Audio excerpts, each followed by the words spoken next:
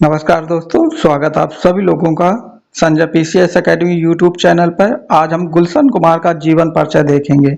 गुलशन कुमार का जन्म 5 मई 1951 को और इनकी मृत्यु 12 अगस्त 1997 ईस्वी को हुई थी। यह एक भारतीय फिल्म, संगीत निर्माता और व्यवसायी थे जो बॉलीवुड उद्योग में सुपर कैसेट इंडस्ट्री लिमिटेड, जिसको टी सीरीज संगीत लेबल के संस्थापक थे। 1983 में टी सीरीज की स्थापना के बाद गुलशन कुमार ने इसे 1990 के दशक में एक प्रमुख रिकॉर्ड लेबल के रूप में स्थापित किया। इनकी मृत्यु के बाद टी सीरीज का संचालन उनके छोटे भाई कृष्ण कुमार और बेटे भूषण कुमार द्वारा किया जाता है। उनकी बेटियां तुलसी कुमार और खुशहाली कुमार भी पार्श्व गायिका हैं। जीवन 1951 में एक पंजाबी हिंदू परिवार में जन्मे गुलशन कुमार एक फलों के रस विक्रेता के बेटा थे। वे दिल्ली के स्कूल में दरियागंज मोहल्ले की गलियों में काम करते थे। उनका परिवार 1947 में भारत के विभाजन के दौरान हिंदू विरोधी दंगों के बाद पश्चिम पंजाब के झंड प्रांत से शरणार्थी के रूप में आया था। गुलशन कुमार ने कम उम्र से ही अपने पिता के साथ काम करना शुरू कर दिया था। गुलशन कुमार शिव और विशेष रूप से वैष्णो देवी के एक समर्पित उपासक थे। इन्होंने हिंदू धर्म के लगभग सभी प्रमुख देवी देवताओं के पक्ष में कई धार्मिक और परंपरागत गीत गाए। वैष्णो देवी के प्रति परंपरागत आस्था, प्रेम और सम्मान के कारण इन्होंने एक निःशुल्क भोजन सहायता सेवा चलाई, जिसमें वैष्णो देवी मंदिर आने वाले सभी भक्तों को प्रसाद के रूप में भोजन दिया जाता है। इसे पहली बार 1983 में बाण गंगा स्थान पर शुरू किया गया था। अब उनके बेटे भूषण कुमार इस सेवा का प्रबंधन करते हैं। गुलशन कुमार ने कैरियर पथ तब बदला जब उनके परिवार ने रिकॉर्ड और सस्ते ऑडियो कैसेट बेचने वाली एक दुकान खरीदी, जिसने एक विशाल संगीत साम्राज्य की शुरुआत की। संगीत व्यवसाय और फिल्म कैरियर गुलशन कुमार ने अपना खुद का ऑडियो कैसेट ऑपरेशन शुरू किया, जिसे सुपर कैसेट इंडस्ट्री के नाम से जाना जाता है, जो एक लाभदायक व्यवसाय बन गया। इन्होंने नोएडा में एक संगीत उत्पादन कंपनी शुरू की। जैसे जैसे इनका व्यवसाय बढ़ने लगा, वे मुंबई चले गए। बॉलीवुड में उनकी पहली फिल्म 89 में लाल दुपट्टा मलमल का था।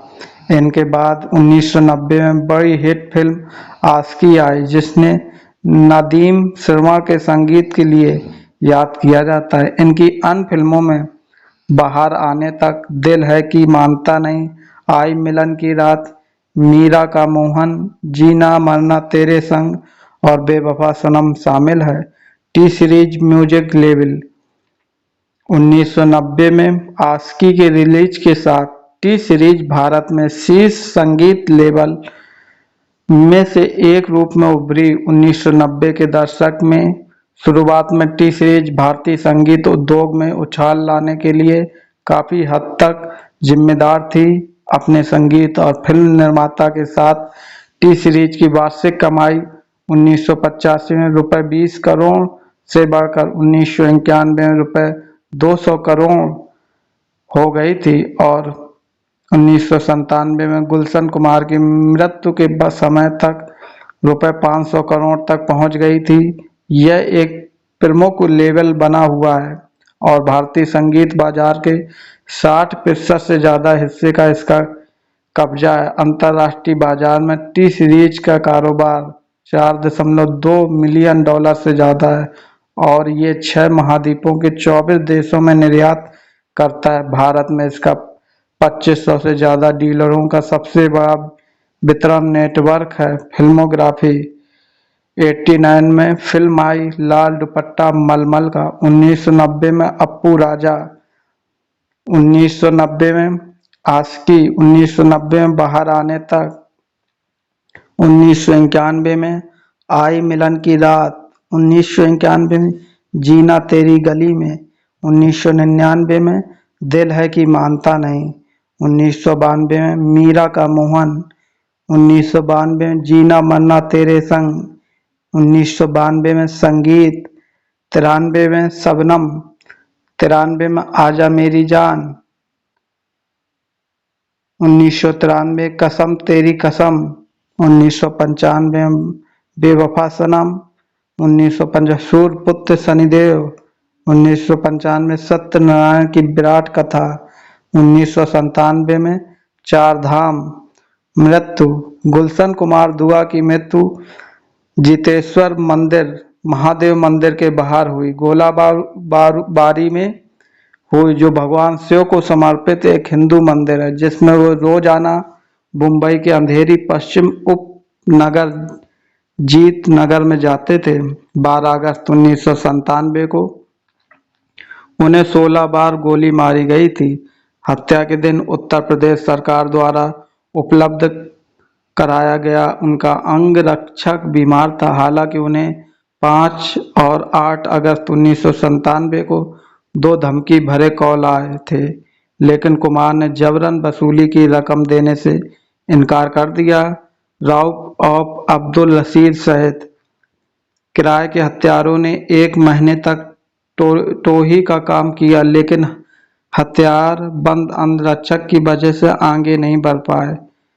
10:40 मंदिर से लौटते समय उनका सामना एक हत्यारे से हुआ, जिसने कहा बहुत पूजा कर ली, अब ऊपर जाकर करना। शुरू में कुमार बच गए और पास की झोपड़ियों में शरण ली, लेकिन निवासियों ने अपने दरवाजे बंद कर लिए। उनके ड्राइवर सूरज को दोनों पैरों में गोली मार दी गई, क्योंकि उसने कुमार को शरण देने की कोशिश की थी।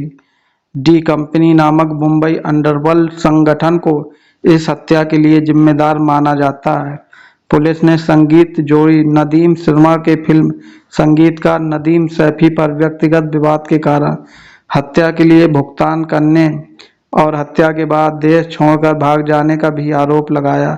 हालांकि 9 जनवरी 2001 को अब्दुल राउफ मर्चेंट, जिसे राजा के रूप में जाना जाता है, ने हत्या होने की बात कबूल की। 29 अप्रैल 2002 को सत्य न्यायाधीश ML ताहियानी ने राउफ को आजीवन कारावास की सजा सुनाई, जिसमें कहा गया कि वह मृत्युदंड नहीं दे रहे हैं, क्योंकि अभियोजन पक्ष ये साबित करने में विफल रहा है कि राउफ एक अनुबंध हत्यारा था। पुलिस ने आरोप लगाया कि सैफ ने दाऊद इब्राहिम के एक अज्ञात सहयोगी अबू सलेम को गुलशन कुमार की हत्या के लिए भुगतान किया और राउफ को काम सौंपा। उनके परिवार की इच्छा के अनुसार गुलशन कुमार का अंतिम संस्कार दिल्ली के एक शमशान घाट में किया गया। अब्दुल राउफ उर्फ दाऊद मर्चेंट को 2002 में गुलशन कुमार की हत्या के लिए दोषी ठहराया गया था। 2009 में बॉम्बे हाई कोर्ट द्वारा फरलो दिए जाने के बाद वह भारत से भाग गया था।